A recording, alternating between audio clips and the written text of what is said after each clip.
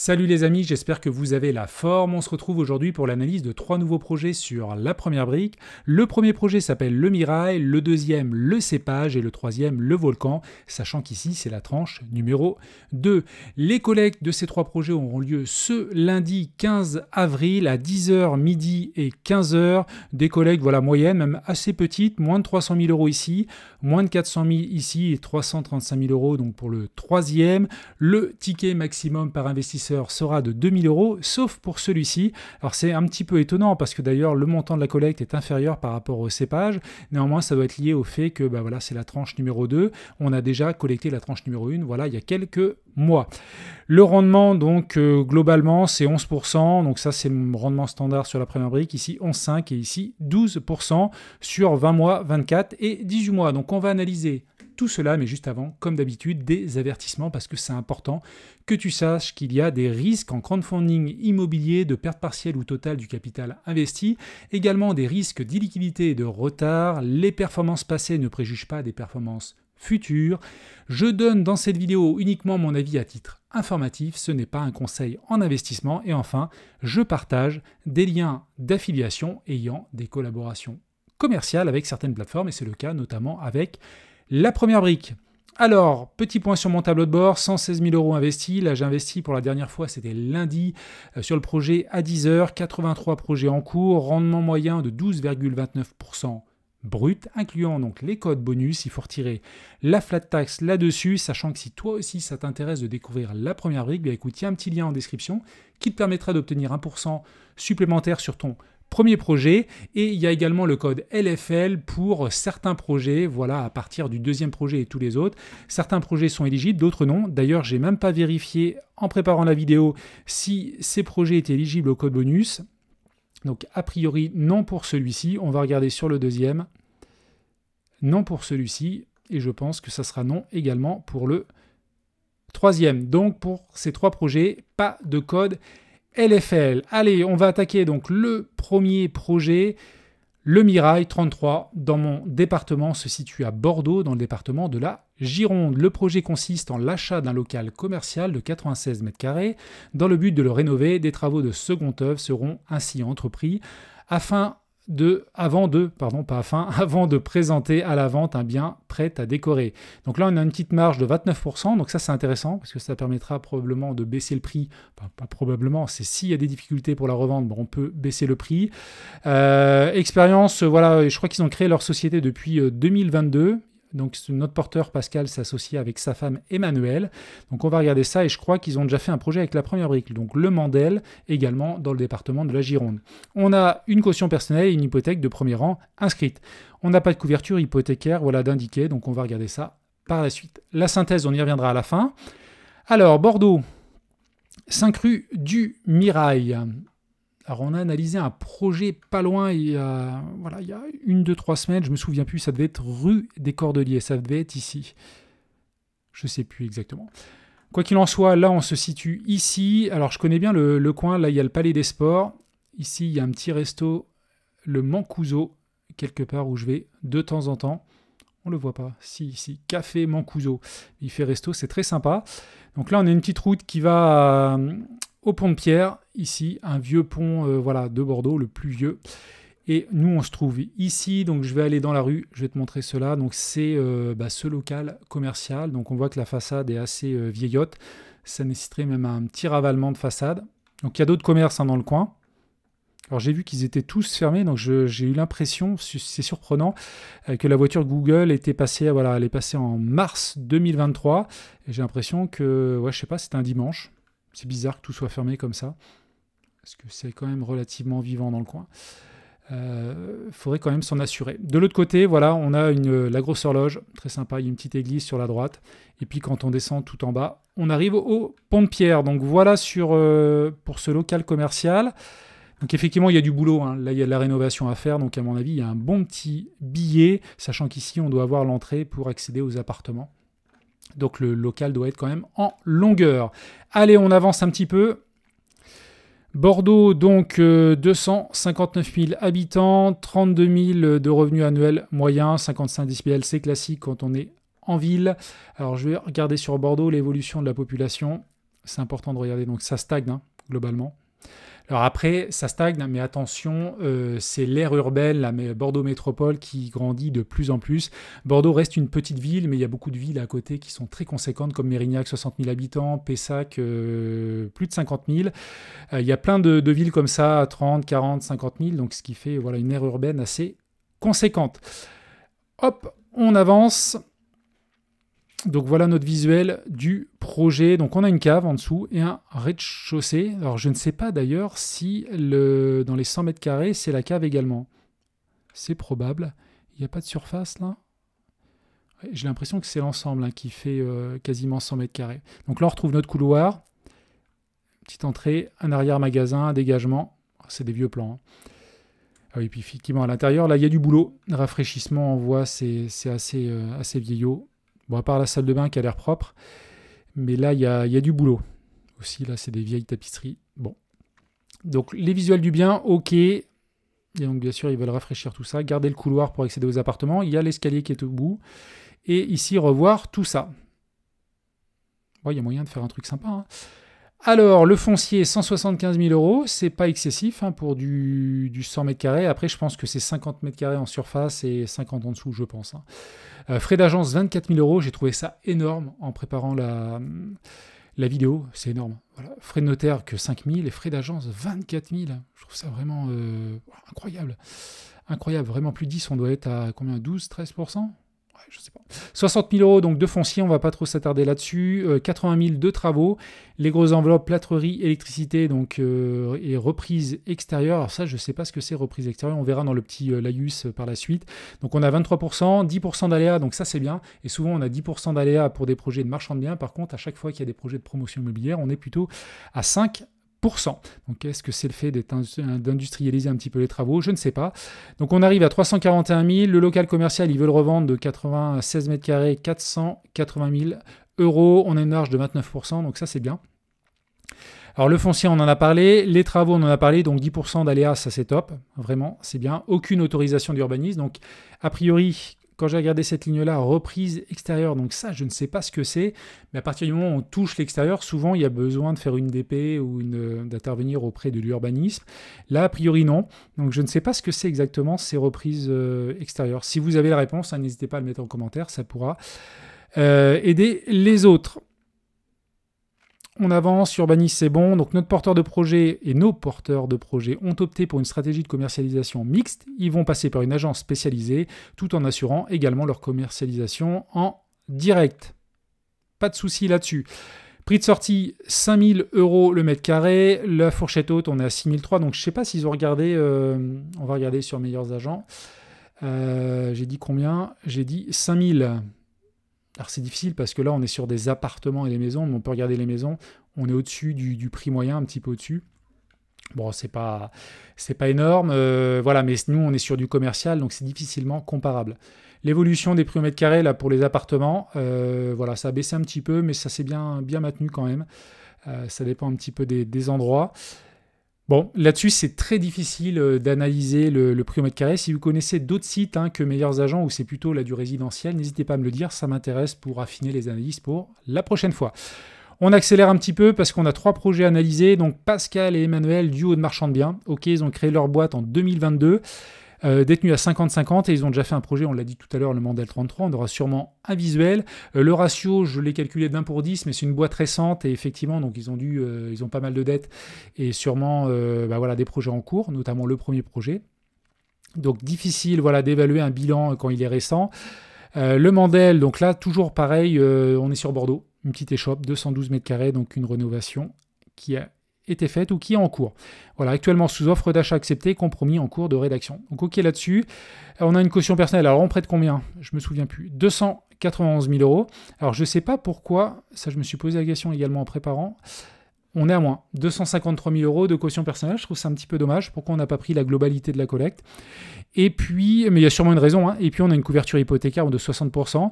Un petit peu faible, mais c'est normal, on fait des travaux. Donc après, dès que les travaux vont commencer, cette couverture va augmenter. Néanmoins, on n'est pas voilà, sur une couverture, on n'est pas, effectivement, on aurait préféré un petit 80%, mais c'est souvent le cas d'avoir 60% quand on est sur un bon billet en travaux. Le financement, donc le porteur de projet 50 000, 51 000, nous 291 000. Il apporte 15%. Là aussi, bon, après, toujours très très exigeant, hein, comme vous, j'imagine, ou surtout les investisseurs avancés. On aimerait avoir un petit 20%, voilà, à partir de 20%, c'est intéressant, on voit que le porteur se mouille. 15%, c'est pas mal, hein, on a déjà vu des projets sortir à 5 ou 10%, bah là, ça pique un petit peu, bon, 15%, c'est pas mal. Donc voilà pour ce projet, on va aller sur la synthèse avant de passer au suivant. Stratégie de revente cohérente, expérience des porteurs de projets, notamment chez La Première Brique, donc effectivement, il commence à être connu. Alors après, c'est que le deuxième projet. Marge confortable, ça c'est un point fort, hein, sur le projet. Couverture hypothécaire faible, ok. Donc là, ils vont sécuriser vis-à-vis de l'enveloppe travaux, ils vont libérer ça pas à pas sur devis ou facture. Effectivement, le bien va prendre de la valeur pas à pas. Et absence de préco, ça aussi, c'est délicat de voir la demande, hein, même si bon, le quartier, comme je vous l'ai montré tout à l'heure, c'est attractif, hein, c'est une rue où il y a du monde. Difficulté à pré-commercialiser en l'état, effectivement, ça je peux le comprendre, mais quartier recherché. Alors, quartier recherché, ça c'est une petite information sur Bordeaux. Souvent, on a la place de la Victoire ici. La rue Sainte-Catherine, elle est là, une très très grande rue commerçante. Souvent, tout ce qui est au sud, là ici, c'est un petit peu moins coté. Par rapport ici, là, plus on monte, en fait, dans la rue Sainte-Catherine, plus on arrive ici. Je vais remonter encore ici. Voilà. Là, on a le triangle d'or. Ici, là, c'est hyper coté. Et plus on descend vers le bas, plus c'est... voilà. Le prix au mètre carré doit baisser. Il faudrait que je trouve une carte sur cela. Mais voilà, j'ai un ami agent immobilier et c'est clair que voilà, c'est comme ça qu'il faut regarder un petit peu le centre-ville de Bordeaux. Donc absence de préco, on en a parlé, mais apparemment la personne connaît très bien le marché parce qu'elle a déjà vendu un bien il y a 3 ans. Donc, et puis il a une marge confortable qui permet de baisser le prix.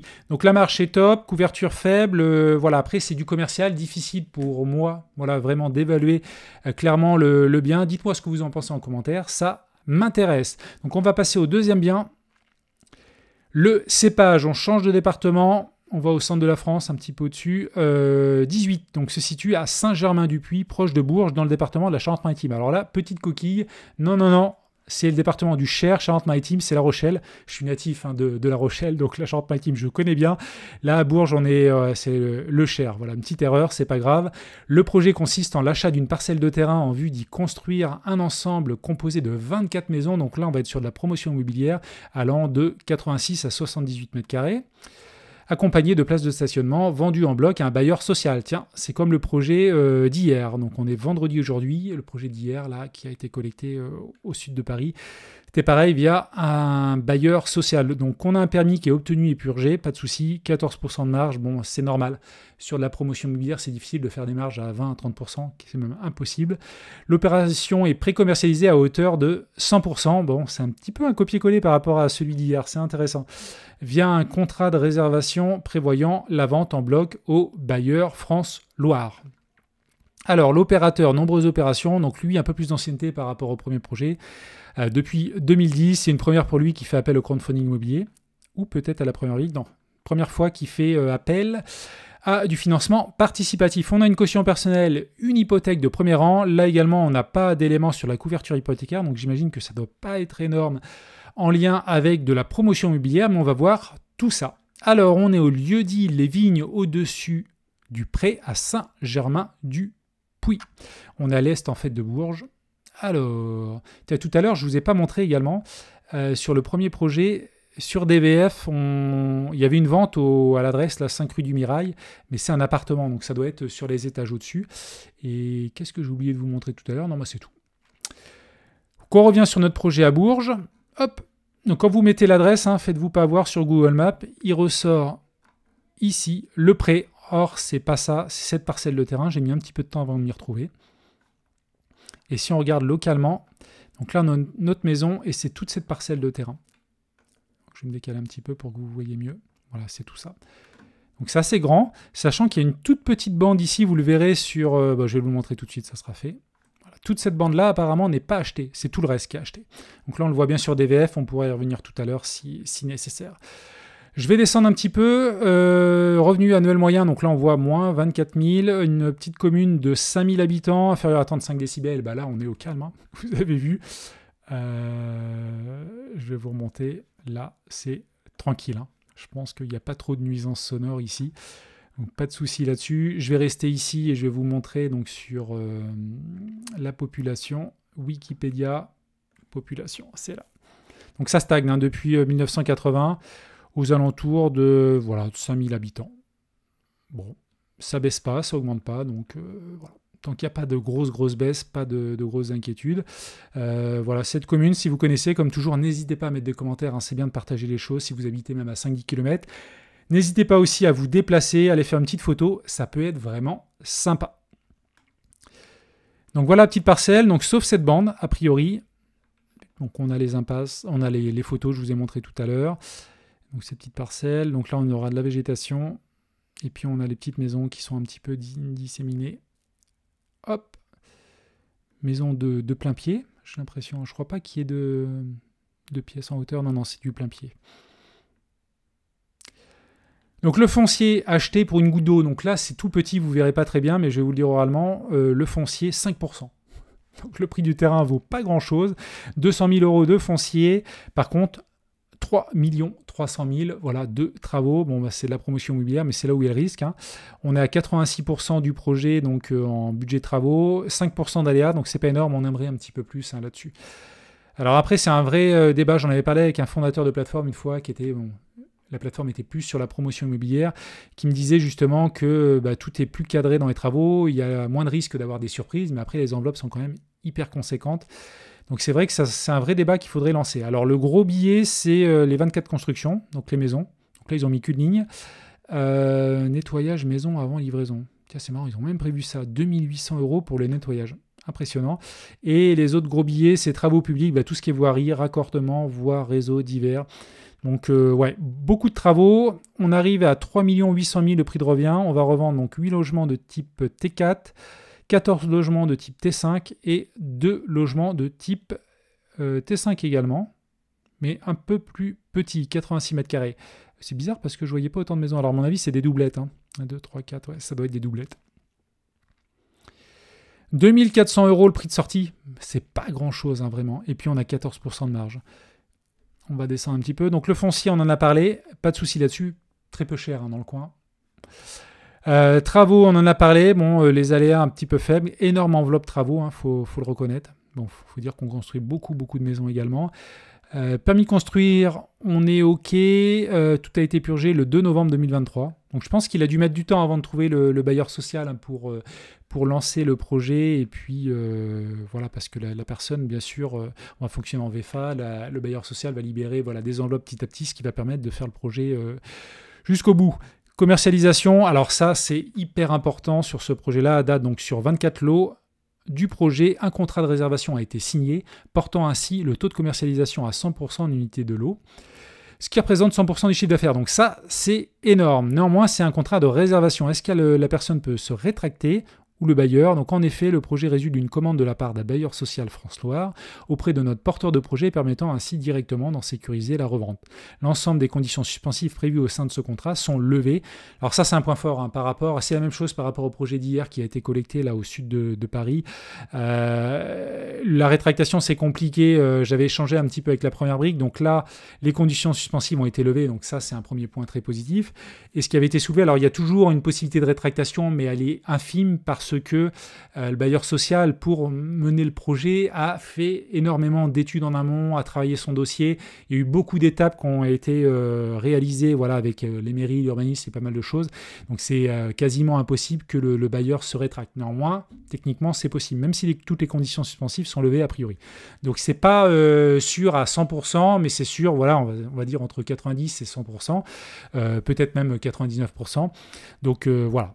Comme je vous laisserai le lire, hein, n'hésitez pas à me faire des retours en commentaire. Néanmoins, pas de conditions suspensives. Voilà, tout a été levé. On sort sur 2000 euros. On est au-dessus du prix marché. Et puis là, il le justifie parce qu'on est sur du neuf. Alors, je vais venir ici. On va regarder sur le prix au mètre carré. Tac. Donc là, on est sur des appartements. Je suis bien sur la bonne commune. Oui, Saint-Germain-du-Puy. Concernant les maisons, grosse baisse hein, depuis 2 ans. Moins 10, moins 7. Bon, là, ça reprend un petit peu. Donc là, ils ont pris un petit peu cher quand même. Localement, on retombe sur les prix affichés. Donc nous, on est à 2000, on est au-dessus du prix du marché. Je ne sais pas d'ailleurs, je n'ai pas regardé cet aspect-là parce qu'on est un petit peu excentré par rapport à la commune. Bon, c'est quand même une petite commune où il y a... Mais on est un petit peu... Quoique... Bon, un petit peu à distance. Vol-d'Oiseau, non, on est à 900 mètres du centre-ville, donc même à pied, c'est jouable. Je regardais ça pour savoir si ça dévaluait un petit peu le prix, parce que souvent quand on est plus loin du centre-ville et des commodités, ça baisse un petit peu. On n'est pas très loin. Donc là, 2000 €, on est au-dessus, c'est normal, c'est aussi du neuf, et c'est pré-commercialisé à 100%. Je reviens sur j'en perdais le fil, je reviens sur ma plaquette, on avance. Alors le porteur, beaucoup d'expérience depuis 2010, il a sa société depuis 2010, donc Presto Promotion. Le ratio d'endettement est assez conséquent, je vous laisserai regarder un peu moins que le premier. Alors le premier c'est un petit peu différent, la société était récente, donc dès qu'on lance un premier projet, automatiquement, voilà, la société n'a pas encore vécu, on n'a pas eu de rentrée, c'est difficile de faire le ratio capitaux propres dette nette. Là on est sur un ratio de 1/7, donc je vous laisserai regarder ça dans le détail. Voilà. Concernant l'historique de l'entreprise, il a fait pas mal de projets, donc on ne va pas trop s'attarder là-dessus. Belle expérience. On prête, j'ai oublié, 397 000 €. Toc. On demande 476 000 €. Donc, vous voyez que là, on demande plus en caution personnelle par rapport à la collègue. Contrairement au premier projet, on demande moins. Donc, est-ce que sur le premier, les personnes ont un petit peu moins de patrimoine? Je ne sais pas.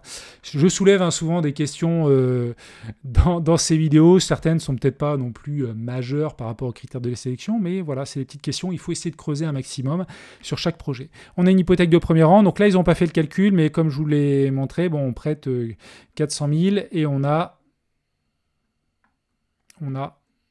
au départ un foncier qui représente que 200 000, donc on est à 50% globalement. C'est après petit à petit que ça va prendre de la valeur. Financement, donc il avance 100 000 €, nous 400 000, donc c'est du 20% globalement. Alors là, ils ne mettent pas les pourcentages parce que derrière, il y a toute la partie VFA.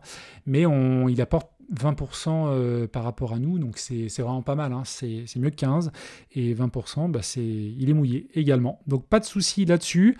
Donc collecte, je crois que c'est la deuxième pour lundi, et on finit sur les points forts, donc stratégie de revente cohérente. Ok, expérience du porteur, c'est un point fort. Préco à 100%, effectivement. Et le gros point faible, c'est les travaux, effectivement. Donc là, analyse approfondie de la charge de travaux et validation par la société en octroyant la GFA. Donc ça, c'est un plus pour poursuivre. De plus, l'opérateur fait appel à un constructeur pour maîtriser les coûts. Bon, ça, c'est un petit peu classique, j'ai envie de dire, mais la GFA, c'est important.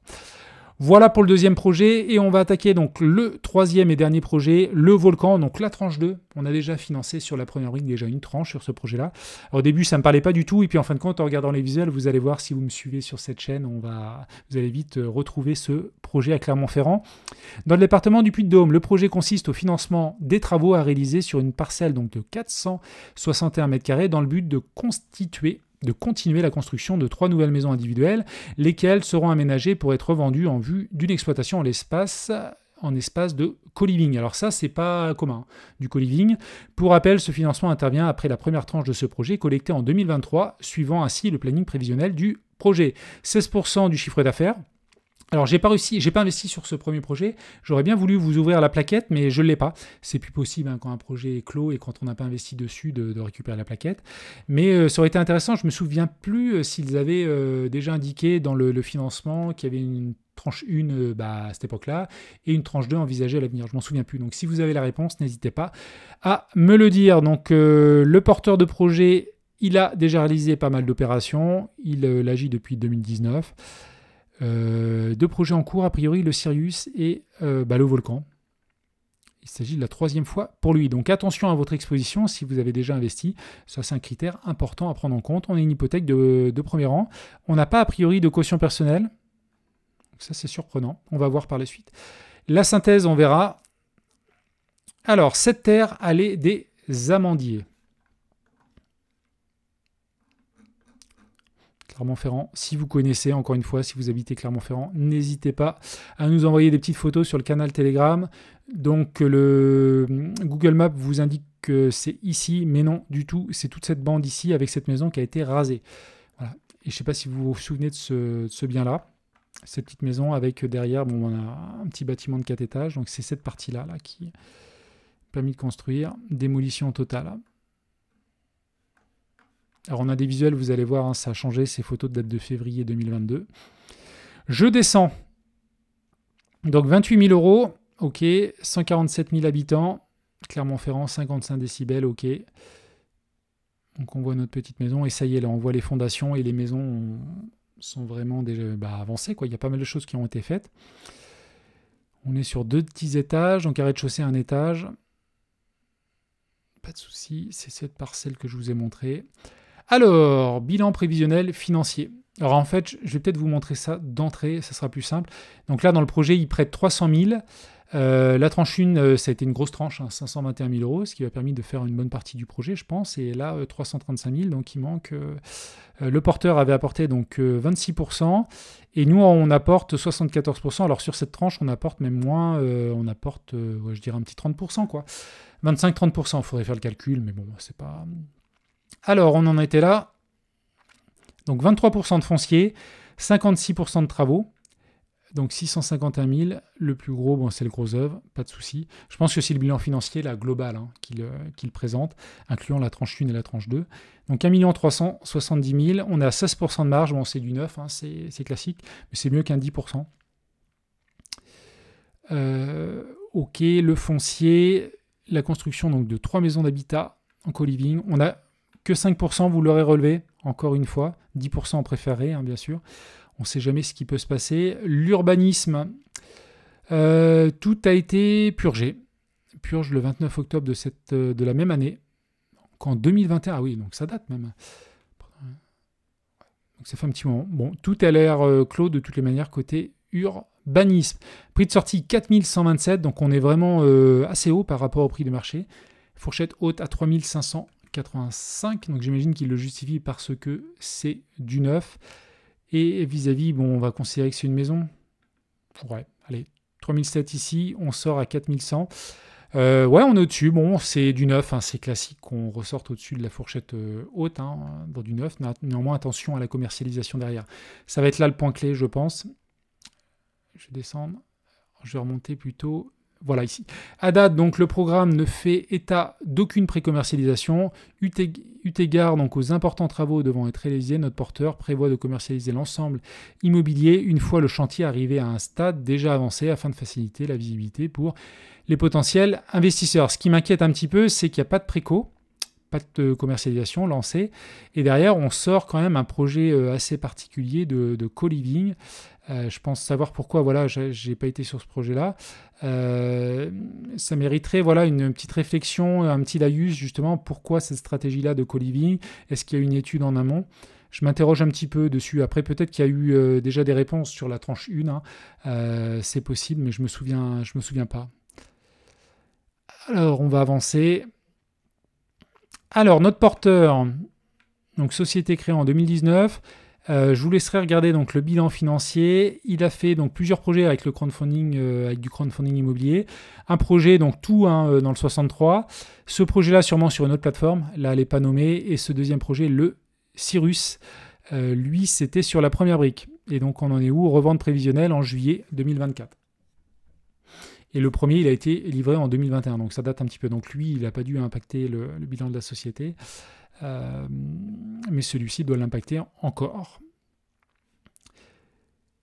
Hypothèque de premier rang, donc on n'a pas de caution personnelle. Alors ça, je ne sais pas pourquoi. Surprenant. Je trouve que c'est toujours un plus et on est habitué, on aime bien avoir de garanties. Parce que si un jour, voilà, l'hypothèque de premier rang, elle est activée, mais si on a une décote à cause de la vente aux enchères, etc., si on manque 100 000 à les récupérer, on pourrait aller les récupérer sur la caution personnelle dans un second temps. Là, c'est un petit peu dommage. Alors, est-ce que c'est parce qu'elle a été prise en lien avec le premier projet? Néanmoins, les deux projets sont importants, je trouve. Alors, je ne sais pas si... Bon, vous me direz. Si vous avez encore la plaquette, dites-moi s'il y avait une caution personnel sur la première tranche. Ça m'intéresse. Voilà. Concernant le financement, on en a parlé tout à l'heure. Donc, il apporte quand même pas mal. Ça, c'est un point fort du projet, 26%. Ça, c'est un plus. Donc, voilà concernant ce troisième projet. Hop, on va faire la synthèse. Voilà, je l'ai cherché. Solidité du groupe, expérience du porteur de projet et point faible, donc prix de sortie, mise en place d'une clause. Ça, c'est intéressant. Même pour la première brique, voilà, ils se rendent compte que vis-à-vis de la marge actuelle, enfin vis-à-vis du prix de sortie surtout, que c'est peut-être un petit peu élevé. Donc, ils ont imposé une clause visant une décote de prix de sortie pour faciliter la revente à compter d'un certain délai. Donc ça, c'est vraiment bien pour les investisseurs. Et mise en place d'un compte centralisateur permettant le décaissement des fonds au fil de l'eau. Ça, c'est classique, notamment quand il y a des charges, travaux non négligeables. Donc n'hésitez pas, voilà, à votre niveau, à me dire sur quel projet vous voulez investir, le Mirail, le Cépage ou le Volcan T2, ou vous me dites rien en commentaire, ça me permettra au moins de savoir que vous avez regardé la vidéo jusqu'au bout. Et puis, moi, je vous dis à bientôt pour une nouvelle vidéo. Ciao!